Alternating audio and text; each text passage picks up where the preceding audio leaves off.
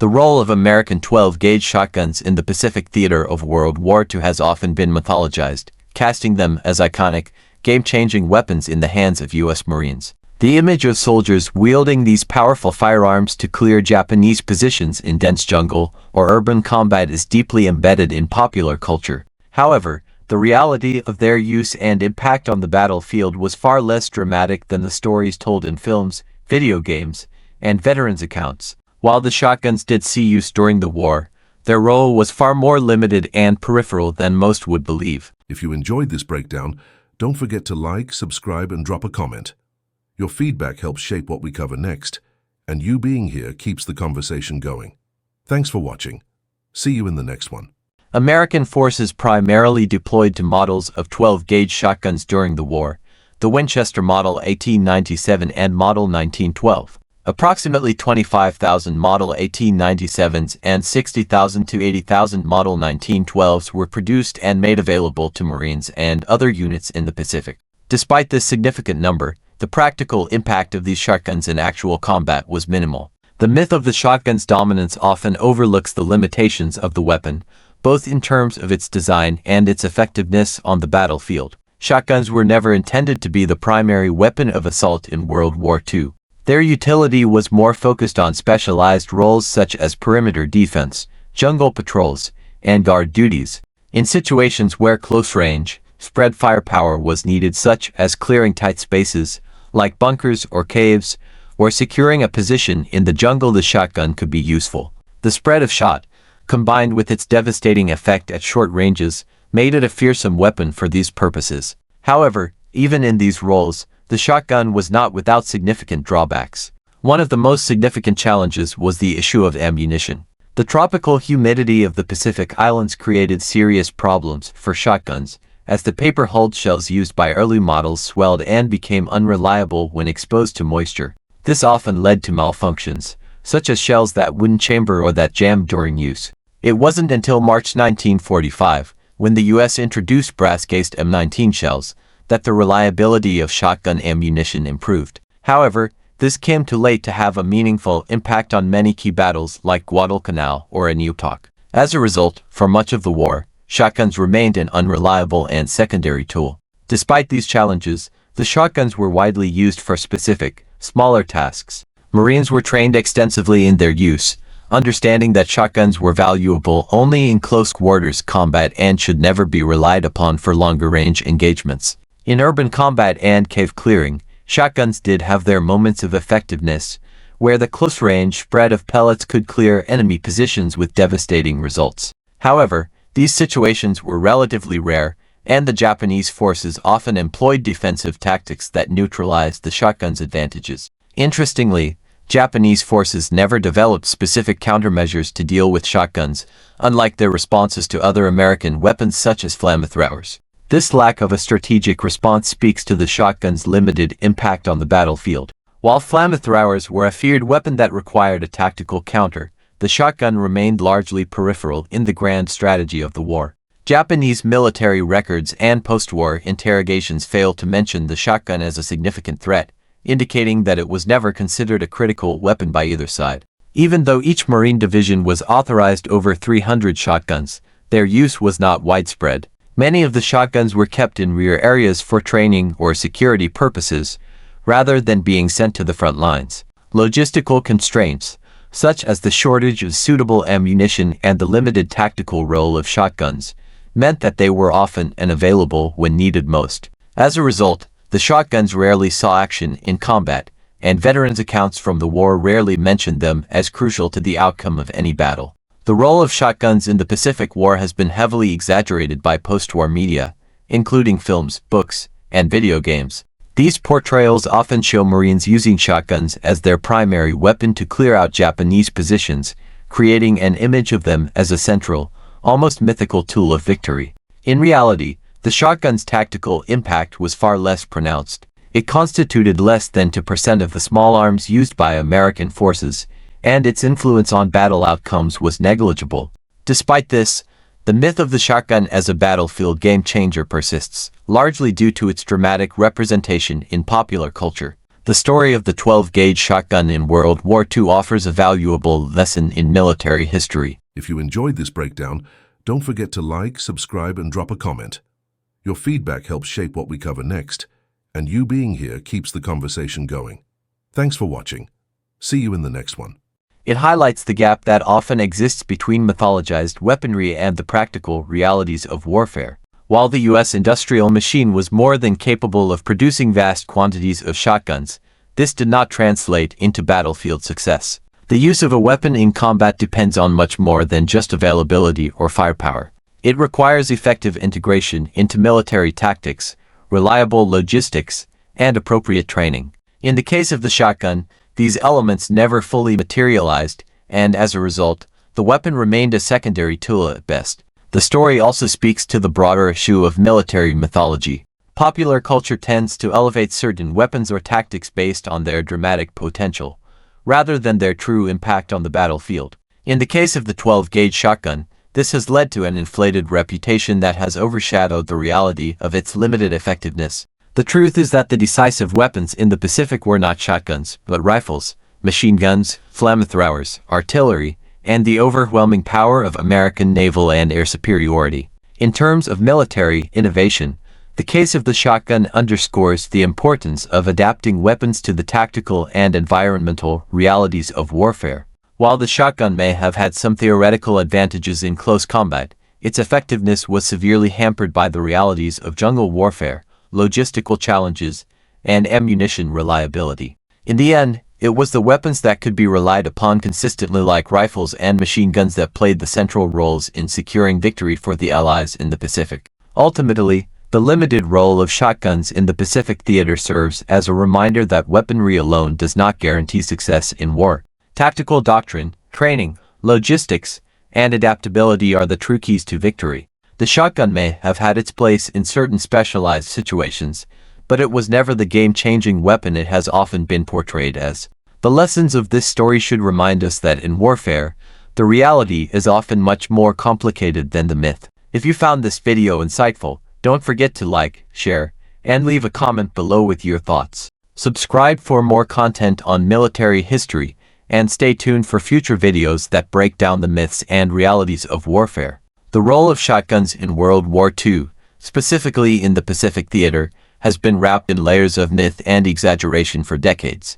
American 12-gauge shotguns, such as the Winchester Model 1897 and Model 1912, are often painted as iconic, game-changing weapons, particularly in the hands of U.S. Marines, who supposedly used them to clear out entrenched Japanese positions in the dense jungles and caves of the Pacific Islands. In reality, however, the shotguns were more a symbol of an evolving military arsenal than decisive instruments of warfare.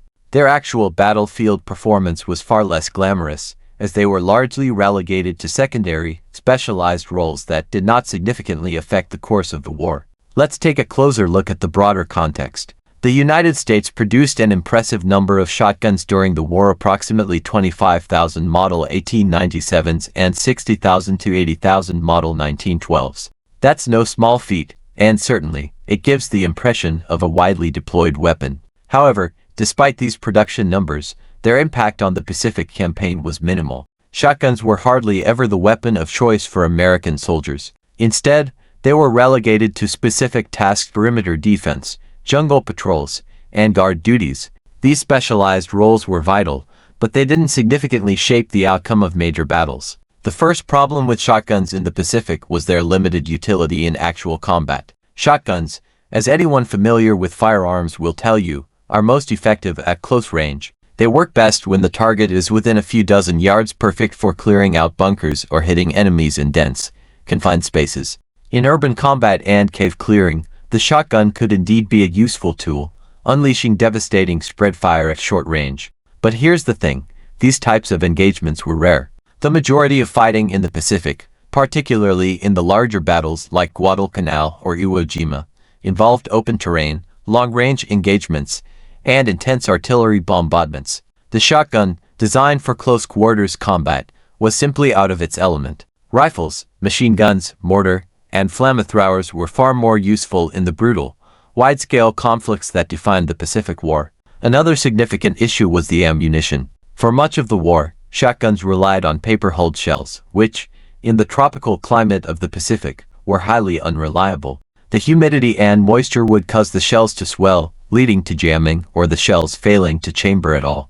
This was a massive problem. A weapon that you can't rely on in the heat of battle is useless. The problem persisted for a considerable portion of the war until March 1945, when brass-cased M19 shells were introduced. But by that time, many crucial battles had already been fought, and the damage was done.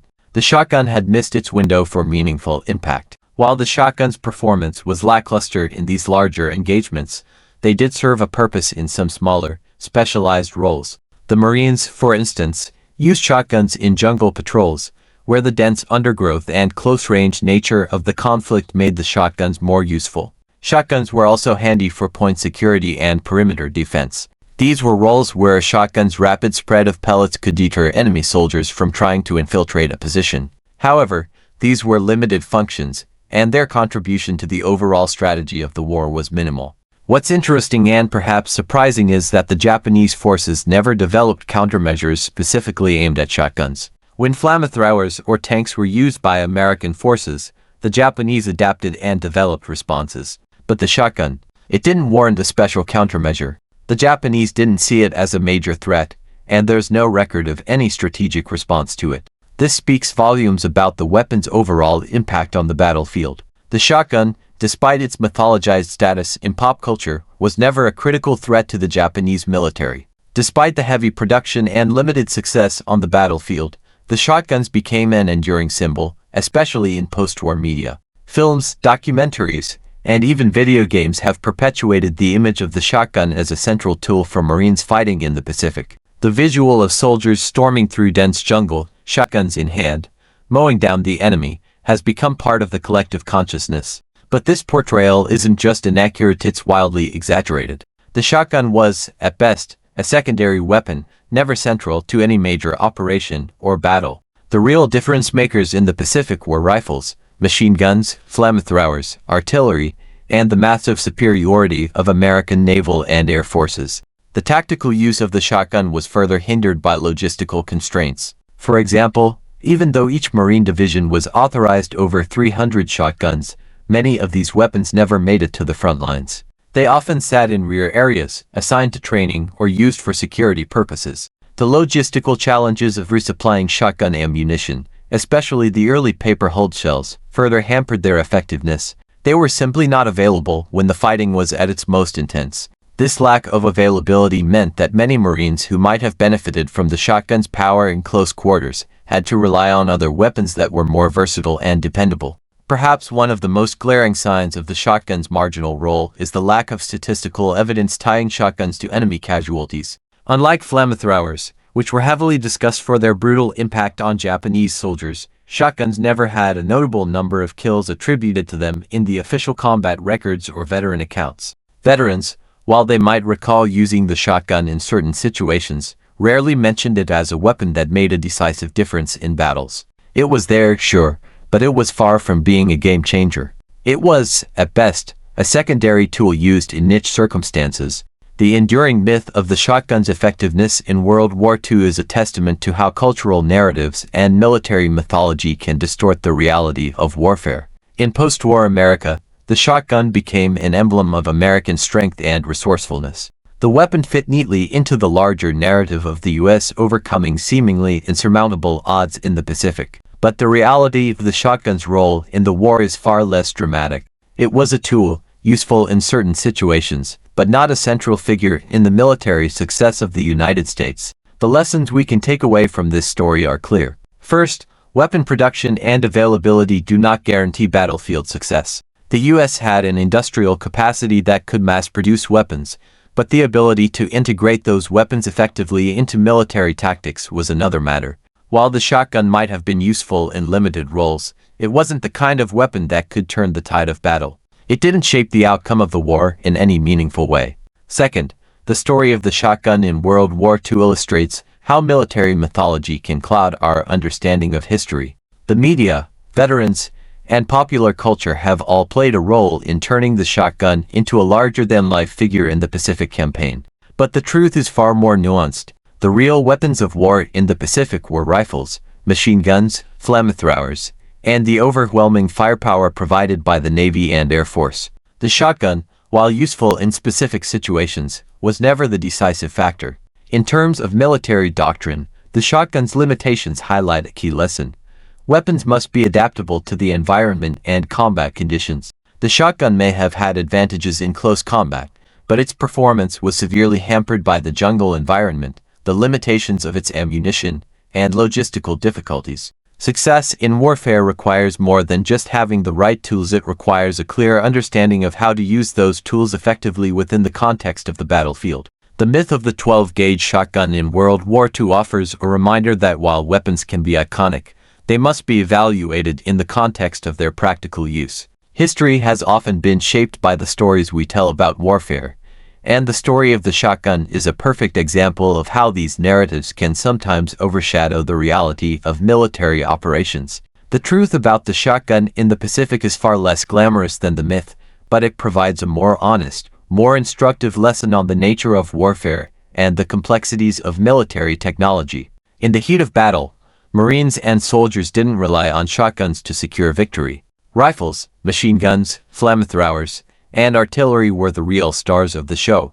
These were the weapons that shaped the outcomes of crucial battles like Guadalcanal, Iwo Jima, and Okinawa. The shotgun, while it had some specialized uses, was never central to any of these campaigns. Its power lay in its ability to deliver close-range devastation in specific circumstances, but those moments were limited. For most of the war, the shotgun was just a tool in the background, an occasional option when the conditions were right, but never the defining weapon. What makes the myth of the shotgun even more intriguing is how it has persisted in popular culture. Movies, books, and video games have taken that rare moment when the shotgun was used in a close-quarter skirmish and blown it up into something that never fully existed on the battlefield. This has made the weapon seem far more significant than it truly was. The shotgun's legacy, then, isn't defined by its battlefield effectiveness, but by its role in shaping how we remember the Pacific War. In the end, the lesson is clear.